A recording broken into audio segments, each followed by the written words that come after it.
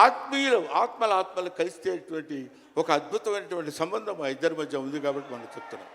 సరే, ఇక నీ సోది ఆపబోయా, చెప్పు హరిహర వీరమల్లు గురించి.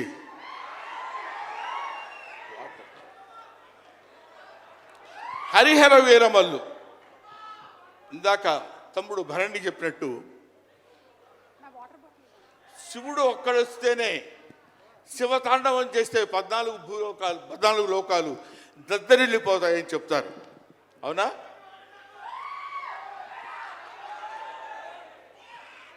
శివుడు త్రిశూలం పట్టుకొని తాండవం చేస్తే గడగడ గడగడగడ భూలోకం అంతా ఉణికిపోతుంది. అటువంటి శివుడు వస్తున్నాడు. విష్ణుమూర్తి సుదర్శనాన్ని వదిలితే ఎంతోమంది శిశుపాలుని సంహరించగలిగిన శక్తి ఉంది అతనికి. ఒకడు హరుడు, ఒకడు హరి. విష్ణుమూర్తి శివుడు వీళ్ళిద్దరూ కలిసి వస్తున్నాడు. హరిహర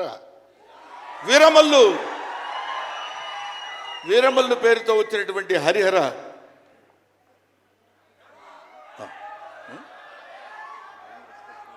ఓకే అందుకని హరిహర వీరమల్లు గురించి మధ్యలో చిన్న డిస్టర్బెన్స్ జరిగింది సార్. సరే, ఏదేమైనా ఆ సినిమా గురించి ఇంక నేను చెప్పాల్సిన పని లేదు, మీరు చూస్తారు కాబట్టి నేను మాట్లాడదు.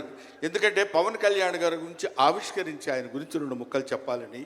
సరే, సినిమా గురించి అంటారా, ఇంకా ఆయన గురించి మనం ప్రత్యేకంగా చెప్పాల్సిన అవసరం లేదు.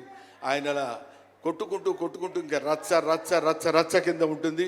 ఇప్పటికే పవన్ కళ్యాణ్ గారు మరి ఆయన జాతకం ఏంటో నాకు తెలియదు, ఇలాంటి స్టైల్.